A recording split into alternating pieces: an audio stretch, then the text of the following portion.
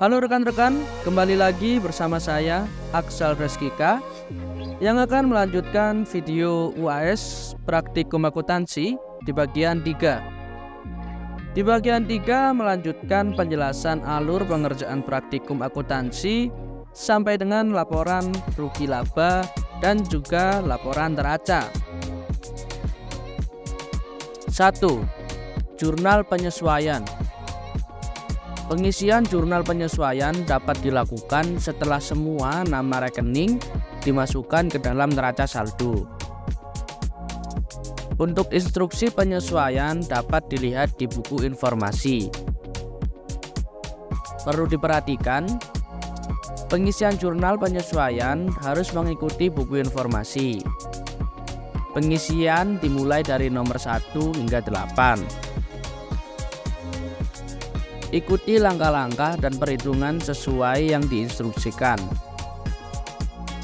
Selain instruksi dapat dilihat di buku informasi, data juga bisa dilihat di jurnal umum.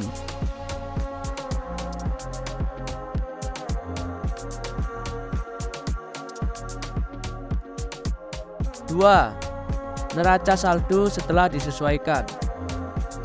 Setelah pengerjaan neraca saldo dan jurnal penyesuaian, selanjutnya adalah pengerjaan neraca saldo setelah disesuaikan. Dengan cara nominal di neraca saldo ditambahkan atau dikurangi dengan jurnal penyesuaian menurut perhitungan debit dan kredit yang tersedia. 3. Penotalan neraca saldo, jurnal penyesuaian, dan juga neraca saldo setelah penyesuaian.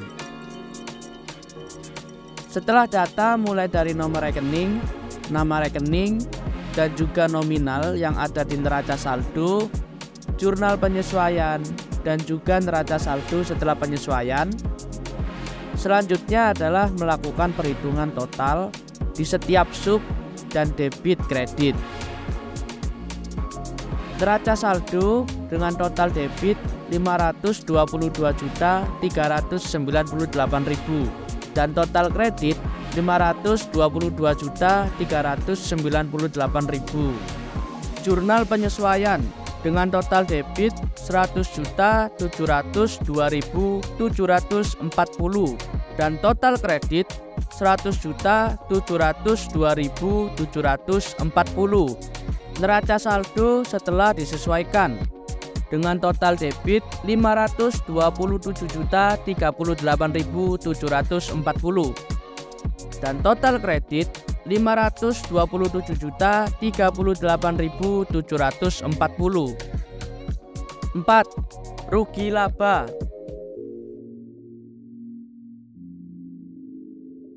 Pengisian rugi laba dimulai dari nomor rekening 400, yaitu penjualan barang, sampai dengan nomor rekening 900, yaitu PPh perusahaan. Pengisian rugi laba didapat dari neraca setelah disesuaikan. Perlu diperhatikan, dalam pengisian ini, subdebit dan kredit menjadi penentu pengisian. Jadi nominal debit yang ada di neraca setelah disesuaikan dicatat kembali di debit yang ada di rugi laba. Hal ini juga dilakukan kepada kredit yang ada di neraca setelah disesuaikan, dicatat kembali di kredit yang ada di rugi laba. Setelah semua dipindahkan, maka debit dan kredit yang ada di rugi laba harus dilakukan penotalan. Total debit rugi laba sebesar 53.206.740 dan kredit rugi laba sebesar 74.696.000. Dalam rugi laba, memang antara debit dan kredit tidak balance atau seimbang, tetapi ada selisih sebesar 21.489.260. 5. Neraca.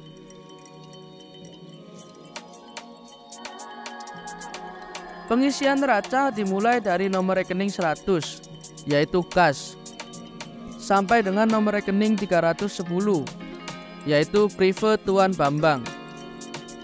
Pengisian neraca didapat dari neraca setelah disesuaikan. Perlu diperhatikan, dalam pengisian ini subdebit dan kredit menjadi penentu pengisian. Jadi, nominal debit yang ada di neraca setelah disesuaikan dicatat kembali di debit yang ada di neraca. Hal ini juga dilakukan kepada kredit yang ada di neraca setelah disesuaikan dicatat kembali di kredit yang ada di neraca.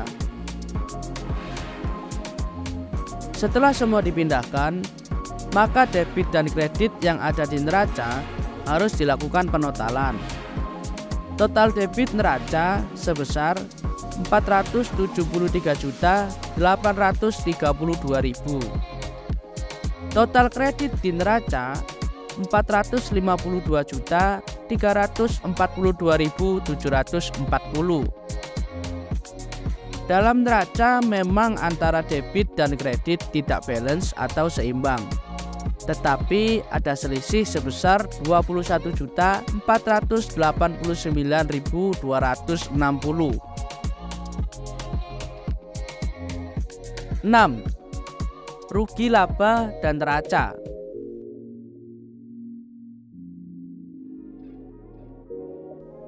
Di dalam rugi laba dan neraca memang memiliki penotalan debit dan kredit yang tidak seimbang atau balance.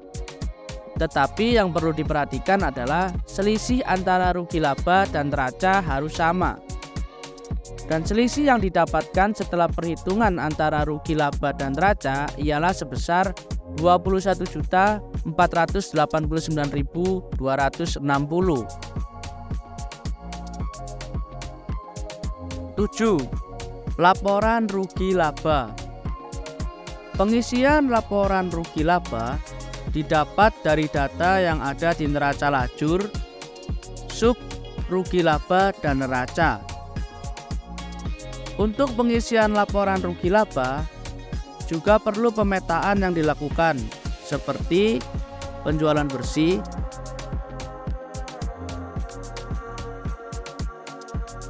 persediaan barang,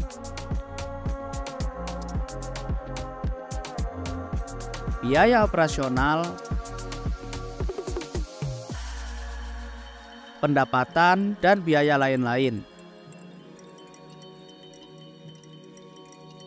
Perlu diperhatikan, dalam penulisan nominal yang tidak ada tanda kurung, menandakan perhitungannya adalah penjumlahan. Dan jika nominal yang ada tanda kurung, menandakan perhitungannya yaitu pengurangan. 8. Laporan neraca.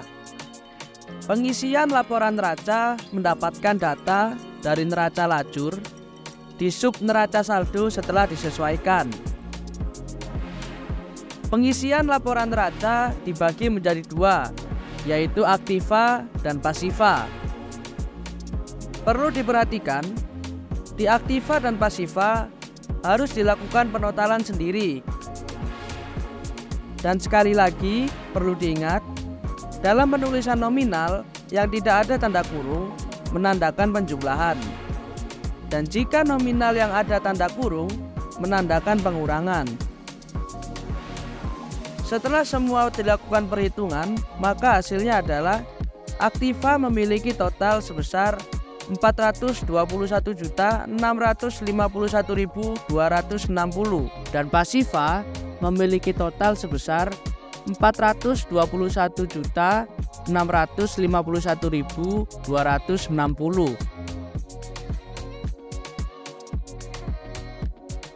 Terima kasih kepada rekan-rekan yang sudah melihat video saya mengenai UAS Praktikum Akuntansi Usaha Dagang Elektronika di bagian 3.